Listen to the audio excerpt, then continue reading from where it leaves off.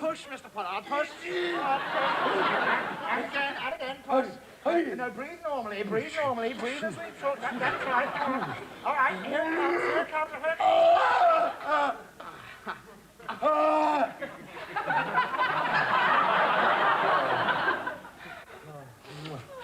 Next time you want to photograph Billy Connolly, make sure you do it from a safe distance.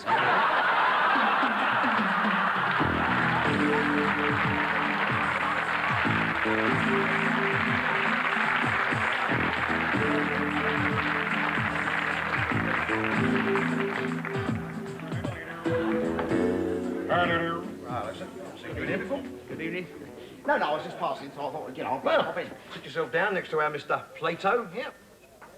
Not Plato, the philosopher. That's right, yeah. I'm your biggest fan. No, honestly, I've read everything you've written because I'm a bit of a philosopher myself. You don't have to worry, you know what I mean? Yeah. Oh, yeah. Now, what would you like, sir? I've got Retsina with a drop of paraffin, paraffin with a drop of Retsina, and, of course, the straight paraffin. Yeah, well, I'll have a paraffin top, if I may. One paraffin top. And one for the sage as well. And one for Mr. Plato. What a day I have had, I tell you. Working behind this bar all day, it drive you crazy. Well, you know what I always say? You don't have to be mad to work here, but it helps. What was that? I said, you don't have to be mad to work here, but it helps. That is brilliant! That is so clever. You know, what if I was to write that down? Yeah. You know, on a little bit of imitation wood, Oh, you know, yeah. with a little bit of varnish. Yeah. Little gold chain. Oh, yeah. I could stick it up behind the old bar, Yeah. couldn't I? Yeah. People come in, you know, it's sort of thought-provoking. They'd say, what a clever thing Magnus has got up behind his bar. Yeah. Oh, it's a marvellous idea, that. Don't you think so, Mr. Plato? Well, it's mildly amusing, I suppose. Well, call yourself a philosopher. You've never said anything as clever as that, have you? Yeah, well, I could if I wanted to. Yeah, no chance. I could. Go on, then. All right, then. All right. The square on the hypotenuse of a right-angled triangle is equal to the sum of the squares on the two adjacent sides. You've been getting pissed with Pythagoras again, haven't you? You see, the trouble is, it's not funny. I mean, it's not going to make my customers smile, is it? You know what I always say? Smile. People will wonder what you've been up to. He's done it again! That is bleeding profound, that is. That is so... There's nothing clever about what he's saying. It's just a verbal quiddity. Well, it may just be a verbal quiddity to you, mate, but it's spun bloody gold as far as I'm concerned. Yeah, anyway, you're so clever. Go on, you do one. Go on, you do one. All right then. All right. The king's might is greater than human, and his arm is very long. Bollocks. Well, I'd come up with something a lot more down to earth to get that up behind Magnus's bar, I can tell you. Like, how about, don't throw your cigarettes in the urinal. It makes them soggy and difficult to light. Oh, yes! Yeah, that is fantastic! Oh, go on, my son! That is... What's a urinal? No idea. Never mind, we'll stick that up. That is marvellous, that is. Have another drink. On the taverna. One for you, I suppose, Mr. Plato? Oh, I'm a bit strapped for cash, actually, Magnus, but... What, you want a bit of credit, do you? If I could. Don't ask for credit, as refusal often offends. No, you can't. Very useful. I think that could be the most useful one of the lot, actually.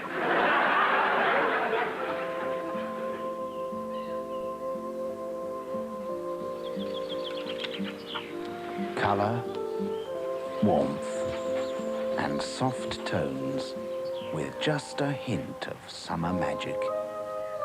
Dulux paint. So easy to use.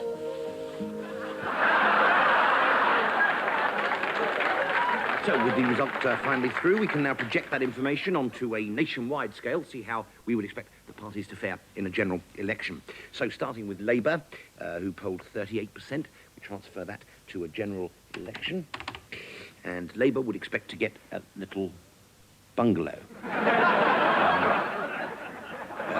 Obviously, one shouldn't make too much of these figures. They are, as I say, very much a projection. It might not be a bungalow. It might be a little semi-detached or something. Anyway, yes.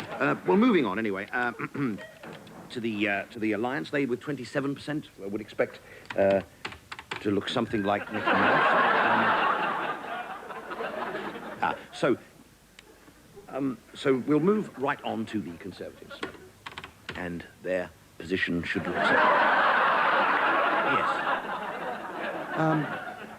I think this is very, very much what we were expecting, really. Very, very much on the cards. So now, perhaps we can have a look at the geographical breakdown. And here we can see that Britain is turning into a right little raver. And I think probably we can draw a couple of conclusions from all this. One, that Britain is a right little raver, and the other one is that my computer is completely buggered. Right, the other day, right, there's a game in there on the bicycle, because the other day, right, we picked up this East African ambassador, right, and he's, you know, with a notorious prostitute, so he says, I've got diplomatic immunity. So we didn't bother with a penicillin jab, did we?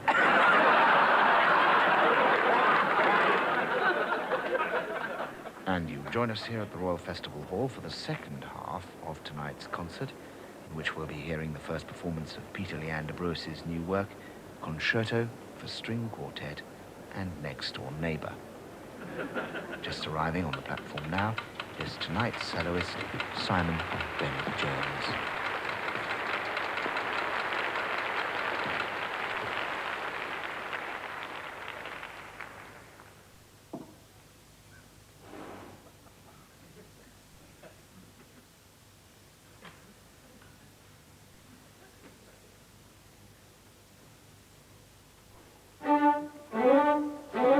No.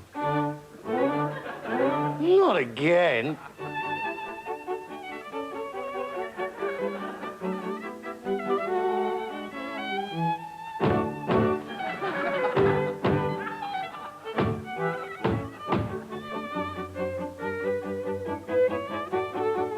Shut up.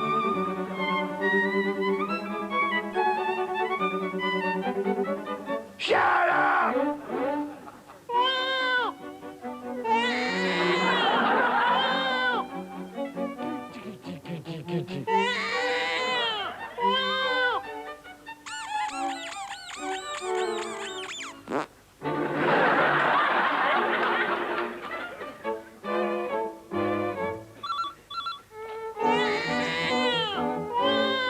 Who? What? Can't hear you! You bloody bastard, shut your bleeding round. There's people trying to sleep.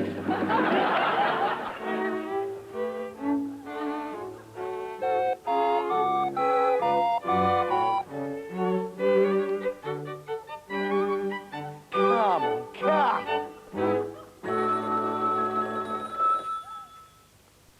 Have you got any idea what the time is? Playing that bloody rubbish at all hours. Somebody had to go to work in the morning. My wife's got a headache. The baby's just wet itself, and I'm trying to watch the telly. You don't give the bleeding noise down, I'll come round here and I'll stick your ruddy cello where the sun don't shine. Don't ball your head, Grandad.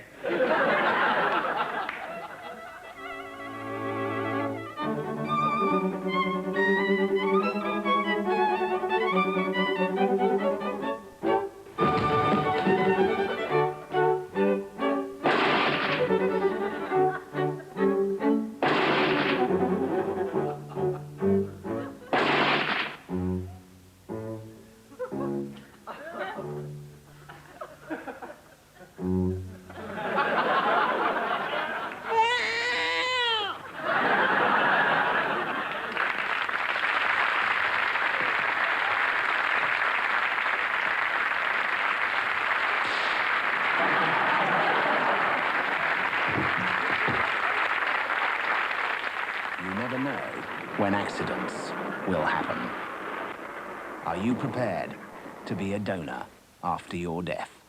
I'm a donor. I'm a donor. I'm a donor. Yes, everybody loves donor. Be a donor and give somebody else a kebab.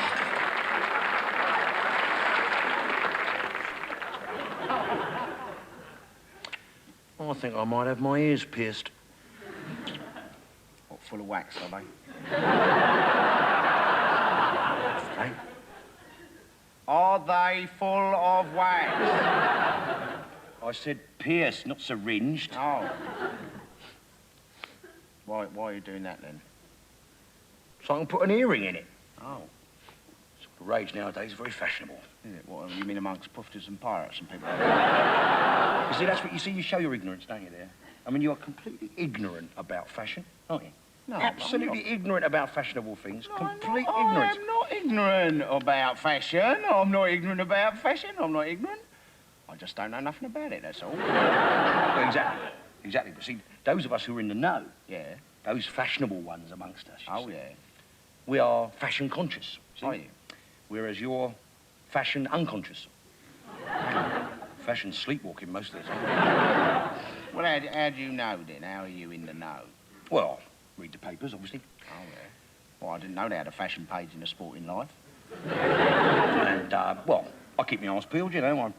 I might go to a little trendy late-night eatery. Oh, yeah. And, you know, I might see old Brian Ferry and Seb Coe. Oh, yeah. What they're regulars down at Deptford Spudger like, are they?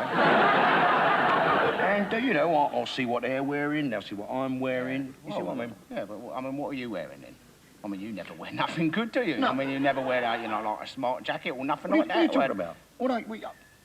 Look at me now. Huh? Yeah. Smart, casual. That's me. See? What is that, then, smart casual? Then? Smart casual.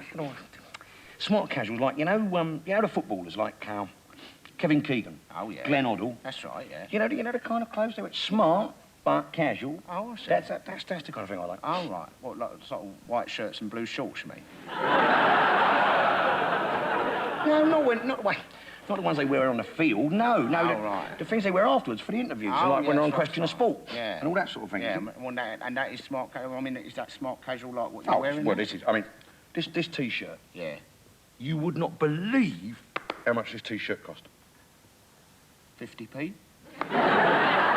This is a branded T-shirt. This is. Oh, yeah. look. What? Can I see what that is? It's your tit, innit? The little alligator. Oh, yeah. Well, so that is an alligator brand T-shirt? Well, no. It's actually called a Lacoste. Oh, right. Well, so it's not an alligator brand? Well, Lacoste is actually French for alligator. Oh, is it? Yeah. But the reason these things are so expensive... Yeah. Because Yeah. the old alligators change colour every year, see? That is very smart. That's See? very worth Absolutely. buying, isn't it? Yeah, I hope you wear that on New Year's Eve, because I'd like to see that happen.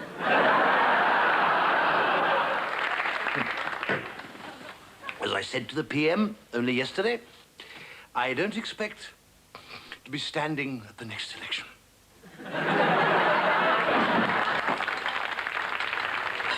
It's delicious, darling. Just like Mother's. What was that called? Boiled potatoes, darling. I saw Mr. Wallace today. Oh, really? I saw Mrs. Simpson earlier. Well, it's a small world, isn't it? Pudding. In the microwave, darling. An ordinary day in the ordinary life of Peter Jackson, bank clerk. Or so it seems. But a domestic accident with a faulty microwave turns him from a driveling nonentity into... Did you hear about that bloke in America? He went for a swim. He got bitten. When he come out, he had this big green lump on the side of his neck. The doctors cut it open. It was full of fish. Go on, then. Hit me in the stomach. The incredible bullshitting man. Goblin and Glibulus present Jake Thistle as an ordinary man who became a scientific sensation, but he had to be cured. I'm gonna try some word associations, okay? Car. I'm doing 140 in the inside lane. Grandfather. When he died, the whole town come to his funeral. None of this is true, though, is it, Peter? Go on, then. Hit me in the stomach. Thrills. Don't move. I'll bring you back some moon rock. Action. Europe is currently ablaze with the amazing story of the incredible bullshitting man. There's a bloke in Africa, right? He spent 25 years working on a cure for leprosy. He was on his way to work one morning, left it on a bus. He had to start all over again. He knows, doesn't he? Romance. You want to come round one night and see my bookshelves? Solid leather, built myself. Do you know how much they cost me? Fortunes. 10 grand if you get them down the warehouse. A man alone. when my uncle had his heart attack, we took him down to hospital. I had to do the x-rays myself. He only had 2 hearts, didn't he? They said he'd be dead within 3 weeks. Next year he won Wimbledon. Man, distraught. King Dodd's my dad. None of this is true, though, is it, Peter? I know the governor.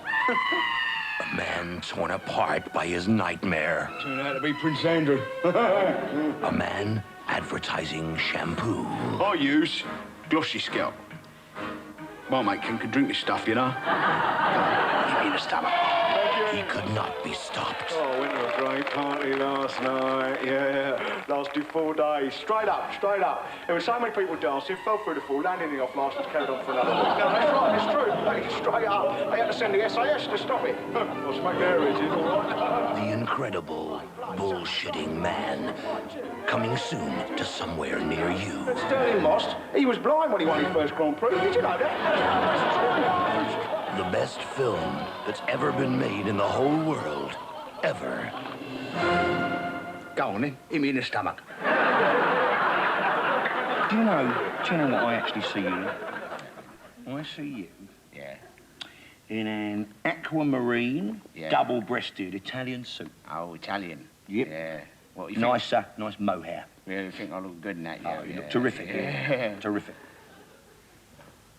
What is a mo, then?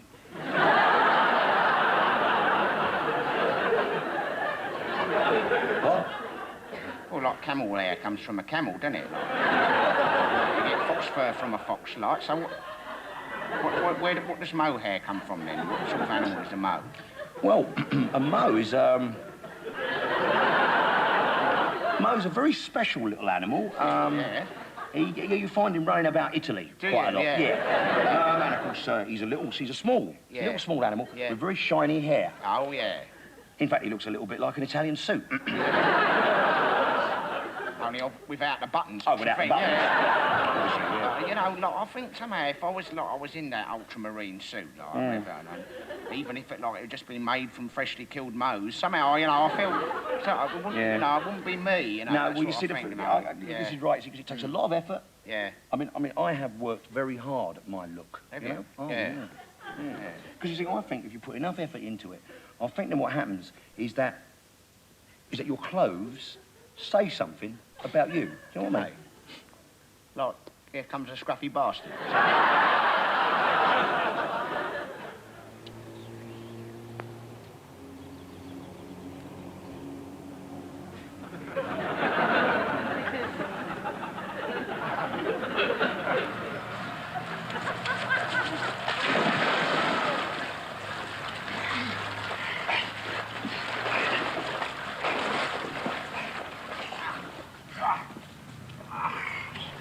My God, I think he's still alive. I think you're right. Tell him.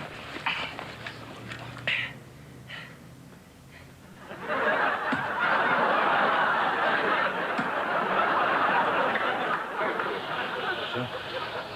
Phillips, come in, sit down. Thanks very much, sir.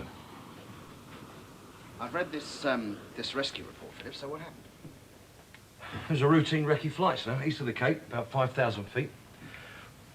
I throttles down for a starboard sweep and the whole paraphernalia dies on me, everything. The engines, hydros, radio, the lot. So you landed on the ice floe? It was a bit hairy, sir. Well, you're a good pilot, Phillips. Thanks very much, sir. You're also a very fortunate pilot. Sir? Well, 58 days on an ice floe, no food. It's a miracle you didn't starve to death. I didn't think about food, sir. Survival was all that mattered. Yeah. Tell me, Phillips, where's Henderson? Henderson, sir. It's your co-pilot, Henderson. Oh, Henderson. Yes, Henderson. Yeah. He ejected, sir. He ejected over the sea. I saw him go under, and I never saw him again, sir. Yeah, but you did find his ejector seat and fit it back in the aircraft, then? I beg your pardon? Well, both ejector seats are in the aircraft. Oh, yes, that's I managed to recover the ejector seat. Yes. So let me get this straight. In sub-zero temperatures and half starving to death, you swim out, you dive down, you pick up a 200-weight ejector seat, and you fit it back in the aircraft. It's what Henderson would have wanted, sir.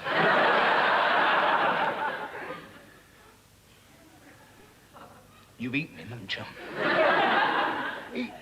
Eaten Henderson, sir? I wouldn't eat Henderson. Henderson was my best meat. Mate! I didn't, sir, I didn't eat anything up.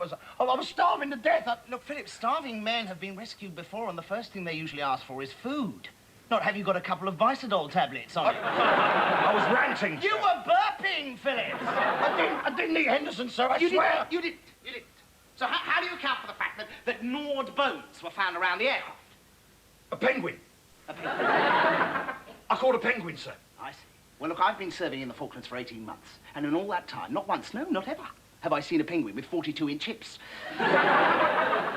Do you take me for a fool, Philip? No, sir. Because I'm not. Do you recognise that? Yes, sir. Well? It's the skull of a penguin, sir. It's the skull of a co-pilot. Positively and absolutely identified as Henderson. Come on, Phillips, admit it. You ate him. Oh, sir, one of us had to eat the other or we both have perished. Go on. It was decided that it would be best all round if I ate him, sir. My God. How does anyone make a decision like that? Well, he was a vegetarian.